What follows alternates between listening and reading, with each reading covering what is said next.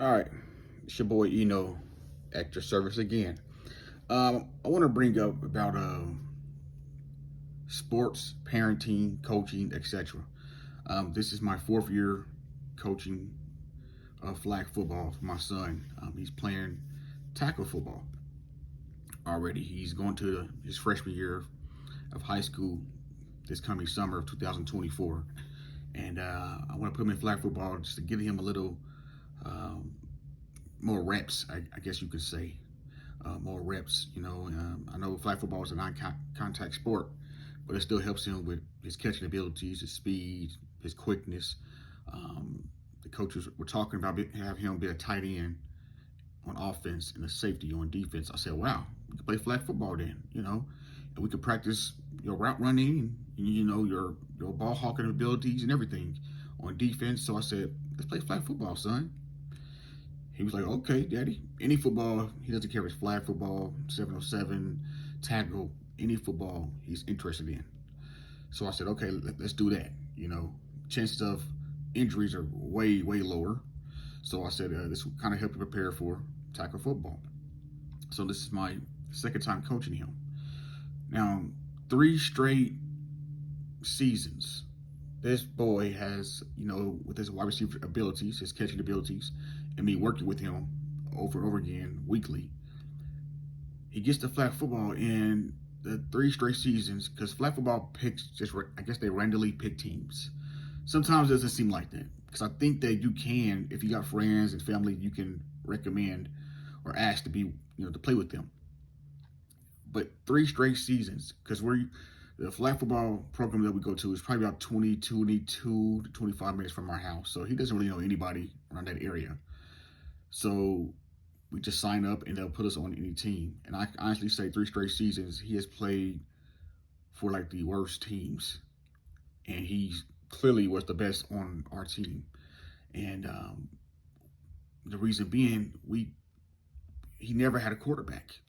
3 straight seasons, his flag football program, he's never had a quarterback. And I understand how it works. You just get a bunch of kids together and they play. It's like a backyard type of thing. But he's at the point now where he's so competitive that he really wants to win. He wants to win. He said, Dad, I had 2 losing seasons. I want this third season to at least give us a chance to win. I said, well, I just want to get a chance to make the playoffs. He said, no, I want to win. So we go to practice the other day for the first time meeting the players. After practice, he said, Dad, I'm telling you right now, I'm going to play about 2 games. In those 2 games, I'm going to see how these guys react. He said, if they're not that good, Dad, I'm quitting. Now, I'm the head coach, guys. And I'm coaching really just for him. I'm just going to be real. I love the coach in general, but I'm coaching for him to see him do better and be better and prepare him. When he told me that, if he was, last year he said something like this too, because his team was bad, right? And he was like, Dad, I'm going to quit. And I said, nah, son, we don't teach quitting. You're not going to quit. No matter what, how hard it gets, you might play for a high school team that sucks. You're not going to just go to quit. If you want this, you want it.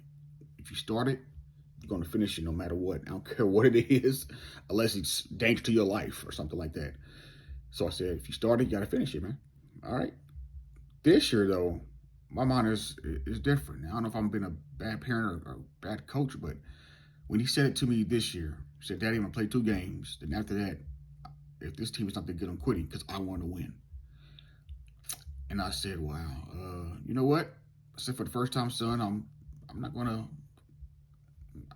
go get you on this. I said, 'cause I know your mentality. You want to win. And he's like, Dad, how is this really helping me? We don't have a quarterback. I'm supposed to play tight end. How is this helping me? And I was like, that's a good point. I mean, I said, well, you still work on your defense abilities, but that means I'm going to be doing everything. And that's a chance of me getting injured. Because, again, at the team meeting, we saw he was the best one on his team again. Not only that, though, not only that, the best team, but not only the best one on his team, but the only one. Like the other players, once again, for 3 straight seasons, he has no quarterback. He has no quarterback. It's going to be the same outcome. In flag football or any football in general, you have to have a quarterback.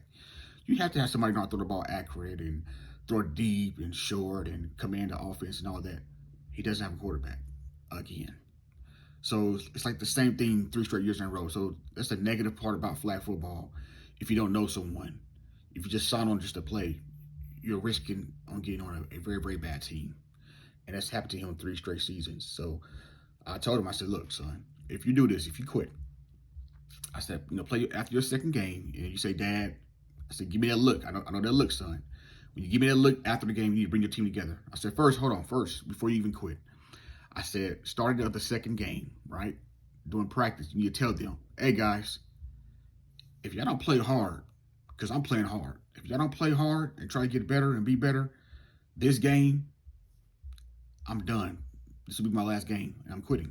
And I'm going to focus on actual tackle football. I said, at least give them that type of,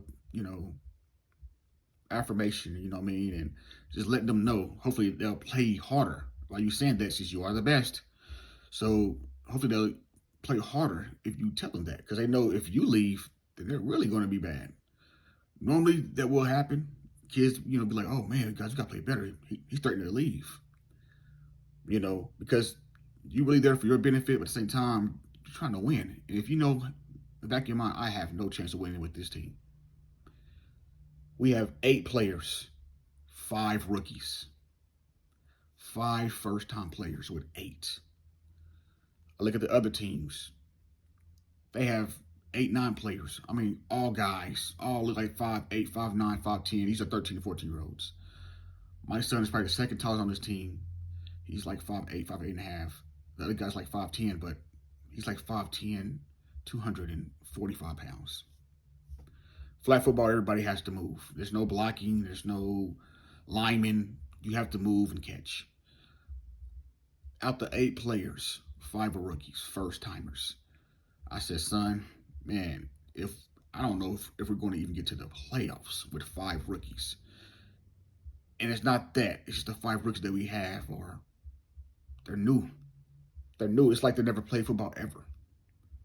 And then the 3 players that came, including my son, that played before, one of the guys, another one, 5'9", 215 pounds. And we have a female, she's injured. She hasn't played yet. Okay. But I asked her, I said, so you played last year, right? Yes. I said, you know how competitive it gets around this age group. I said, how'd you like it? She did one of these looks. Well, I said, we're in trouble. Well, she said, oh, I loved it. It was awesome. Well, and I think her mom or auntie said, well, she was on a very, very bad team. And I want to say something else because they are, I talked to them, they practice and everything. And I was like, I want to tell her, well, she's on another very, very bad team. But I don't speak negative like that. I keep it to myself and my son, right? My job is to coach. So he said I told him at least, like I said, before the second game, warn them, I will quit if you guys don't play hard and you guys are not showing no effort. And I said, if they do it again after the second game, you're done. I told my son, if you're done, I'm done. Just that simple. I'm here for you. So I have an assistant coach guy. I'm not going to just leave them hanging. There's an assistant coach there. I'll just pass it on to assistant coach and tell him, hey, man, we're no longer interested. We're trying to win, man. We're trying to win. And, well, it's not fair for these new kids. They're trying to, yeah, I understand that, but we've been doing this for 4 years. And he's trying to win. Like I said, we have bigger and better things, tackle football. And he's talking about going to college and scholarships and stuff like that. So what's the use of risking the injury if it's not going to compete to win, right? So parents, you're not a failure if your son or daughter says, I don't want to do this no more. Or if they say, I quit. It just depends on how they quit and why they're quitting, okay? Don't just allow them to quit. I think in my mind, as a parent, as a coach, it's probably a good way to, focus more on tackle.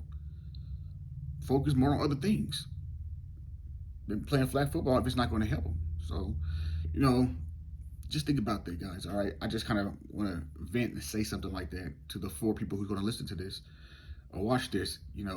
Listen to your children. Listen to your children. The old way out, back in the 80s and early 90s, no, you're not quitting. No, keep running. You don't need no water. Those days are gone.